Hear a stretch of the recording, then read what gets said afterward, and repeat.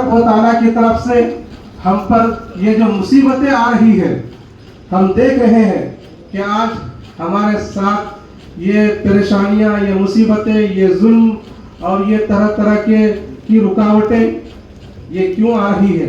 ये भी अल्लाह की तरफ से है, ये हमारे आमाल की वजह से है और अल्लाह की तरफ से है। अल्लाह तबारक व तआला इसी आयत पाक में आगे फरमाते हैं, लियुज़ीक़हुम बादल्लज़ी आमिलू, लियुज़ीक़हुम बादल्लज़ी आमिलू, कि तुम्हारे कुछ बुरे कामों का अजाब तुमको चखा दे इस दुनिया में, इसलिए ये मुसीबतें और ये परेशानियां हम पर हैं। तो हमारे तो बहुत सारे बुरे आमाल हैं जिनको हम खुद जानते हैं, लेकिन सारे बुरे आमाल की सजा और सारे बुरे आमाल के अजाब अभी अल्लाह ताला हमको नहीं दे रहे, बस थोड़े से बुरे आमाल की सजा और अजाब हमको दे रहे हैं। और देने का मतलब क्या है? लअल्लहुम यरजिऊन, ताकि तुम लौट जाओ। यानी जिस तरह इब्तिदाई इस्लाम में मुसलमान थे, उनके अखलाक और कैरेक्टर जिस तरह पहले अच्छे थे, उनके अंदर किसी तरह की कोई बुराई और खामी नहीं पाई जाती थी, वो आपस में एक दूसरे के साथ मेल और मिलाप से, मोहब्बत से और ताल्लुक से रहते थे, एक दूसरे के लिए भलाई सोचते थे और एक दूसरे के साथ खैर खाई का मामला करते थे और एक दूसरे को बुराई से रोकते और टोकते थे। ये तुम्हारे अंदर आ जाए, इसलिए अल्लाह तबारक व तआला हम पर ये मुसीबतें उतार रहे हैं। दूसरी आयत पाक में अल्लाह तबारक व तआला ने फरमाया, वमा असाबकुम मिन मुसीबतिन फबिमा कसबत अयदीकुम व याफू अन कसीर, कि हमारे ऊपर आज जो ये आलाम और मसाइब और ये परेशानियां मुसीबतें हैं, अल्लाह ने फरमाया कि ये तुम्हारे आमाल की वजह से है। और बहुत सारे हमारे बुरे आमाल तो वो होते हैं जो अल्लाह तबारक व तआला माफ कर देते हैं। मेरे मुसलमान भाइयों, हमारे उलमा कहते हैं, हमारे उलमा का कौल है कि जब कोई बंदा गुनाह करता है तो वो गुनाह करके सिर्फ अपने ऊपर जुल्म नहीं करता, बल्कि वो इंसानों पर जुल्म करता है, और सिर्फ इंसानों पर नहीं बल्कि हैवानों, चरिंदों और परिंदों पर भी जुल्म करता है।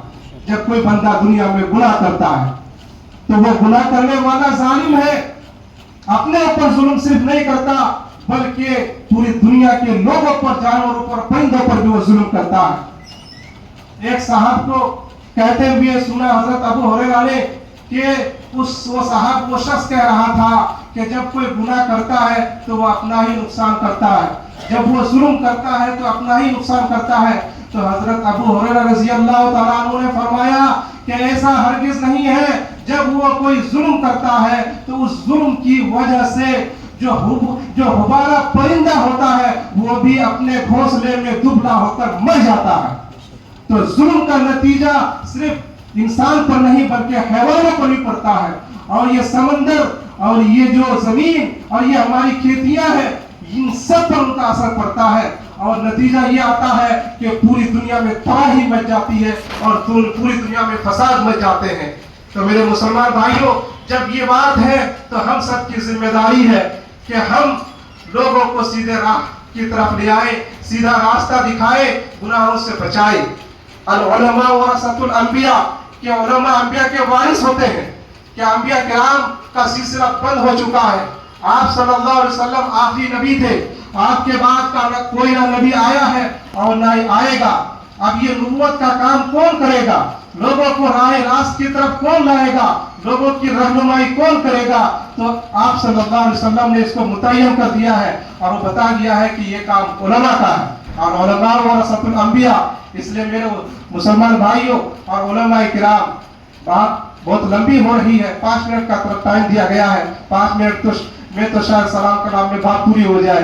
तो इसलिए हम ये तहिया करें कि हम अपनी ताकत के मुताबिक, अपनी वसअत के मुताबिक अपने इलाके में, अपने मोहल्ले में, अपनी बस्ती में मेहनत करेंगे और लोगों को सीधे राह की तरफ लाने की कोशिश करेंगे।